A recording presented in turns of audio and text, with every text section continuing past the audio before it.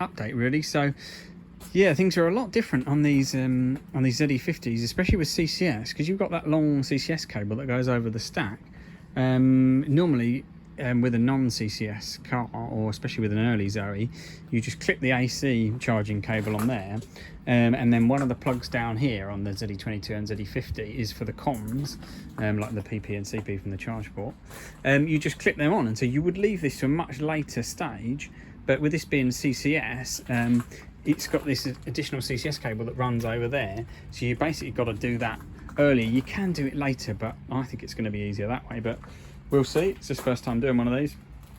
And I've just put this area around the 12-volt battery back together. This is totally different on the ZE50. So ZE22 and ZE40, the battery is the other way around. That's the main ECU there. So yeah, on the earlier cars that's behind, and you wouldn't touch it, kind of like on the bulkhead behind there. This doesn't exist, because that's the CCS sort of control box. Yeah, so this configuration is all totally different. So there's a cable that runs along here, so it's a little bit dark in there, so that I had underneath because I didn't realise it had to go back in that tray, and then this got to be clipped back on. Yeah, this bracket, that took me quite a while to work out the orientation of that. Gotta love this earth cable. So this is sort of the main earth. I'm just going to put it on there because I don't want the car to touch it far up, but it's just bolted onto the body, just in there where it's blurry, there, and then it comes forward there, and it goes round and back to over there. Why it doesn't just go like across there, I don't know, but it is clipped in there and there, and it will be clipped in there. There we go. It is clipped in there and there. Yeah, it just seems a little bit unnecessary, but maybe there's a sort of minimum or sort of maximum distance that you kind of have a cable that not being clipped in, and there's no brackets there. I don't know, but then you could have quite easily put a little return on here and then clipped it in behind there, and it could have just come to there. I don't know. Maybe it makes it easier when you're working on the car, to be fair, to unclip that and secure that somewhere. So I don't know really. I don't design cars, I just fix them. So, but it's interesting. So yeah, so all of these brackets and all that wiring is all totally different on the ZE50, and then these wires from the ECU. So it took a little bit of fun and games to work these out, but one's clipped in at the front, and then there's one behind. Oh yeah, just clipped in there. The sort of next one down where there's the 3 plugs. One of them comes out the front, one's clipped in there, and then another one sort of just goes straight down. Yeah, so just all this fun and games really, working everything out, and you put it on, and then you sort of get it together, and then you're like, oh, why won't that clipping under here? And then you realise, oh, that's supposed to be in that tray, and then you take it out, and then sort of this cable was around the wrong side, and all this, it's just been sort of rotated, and this is sticking out the wrong side or whatever. It's just all those kind of things really, and all this stuff's got to go back on just like that. But yeah, this is all what I need 2 hands for that. It's all the kind of thing I'm doing at the moment. This CCS is not all fixed in, so yeah, I'm doing that one.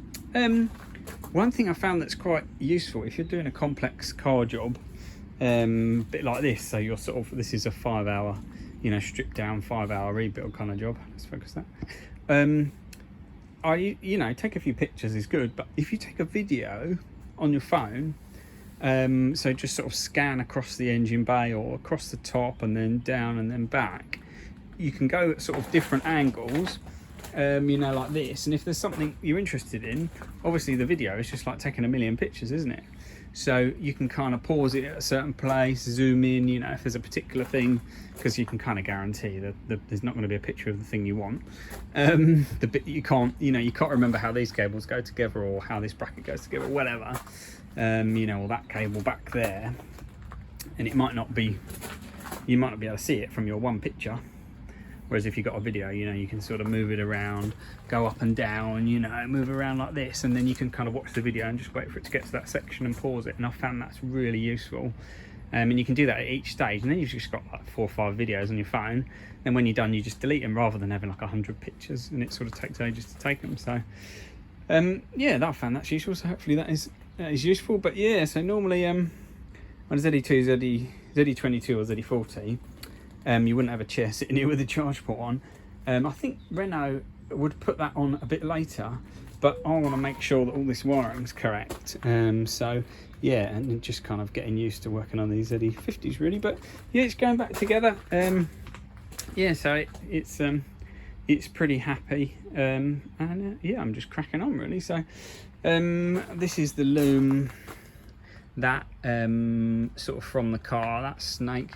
So all those connectors on there, and then all these connectors and all those connectors. So once the radiator pack goes on, that goes across the front of the radiator, kind of clips on here, like there kind of thing, and then it sort of connects to like that sensor there, and then to the air conditioning valves there, and sensors, and onto the brake fluid reservoir. So that's the one that wraps across the front.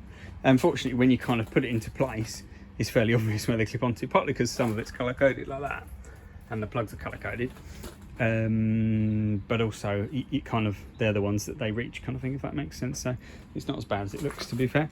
But yeah, it's all fun and games, isn't it? So we are getting there. It's going to take quite a bit more time, and I'm kind of taking lots of pictures, and I've been doing quite a few tests as well along the way, just to learn more about the architecture of these vehicles. And I've been doing basically tests for Hevra, for the Hevra support team, who I do some work for, and yeah, so there are certain things they wanted to know, and you don't always get the opportunity. If it's a customer's car, they want it to be fixed, and also obviously these are all under warranty, so this is kind of like information that we can learn now and make use of in the future to fix other cars from next year when they come out of warranty. So still plenty to do on this car. I haven't done all the transferring of all the bits, like on the slam panel. That is all not yet done. This wing still needs a bit of repair, because there should be a bolt here, but it wouldn't be bolting into anything. So I need to sort of probably put some decent sealant. I've got some CT1 really good sealant that will hold that together, and probably put a bracket. What I might do is take that bolt out and put a plate all the way across and bolt that through, so it's kind of pushing down on it, so it's holding that bit down, and get it sort of mocked up, and then take it off, squirt a load of sealant, and then clamp it down and something like that. But it's okay, there's a little crack there, but you know, it's sort of good enough. It's good enough. The main thing is it's going to be working, and it's going to be safe. It's you know, from the accident, all the terrible repairs are going to be sorted. So we are getting there, and I'll just keep cracking on and keep you updated. All right, cheers.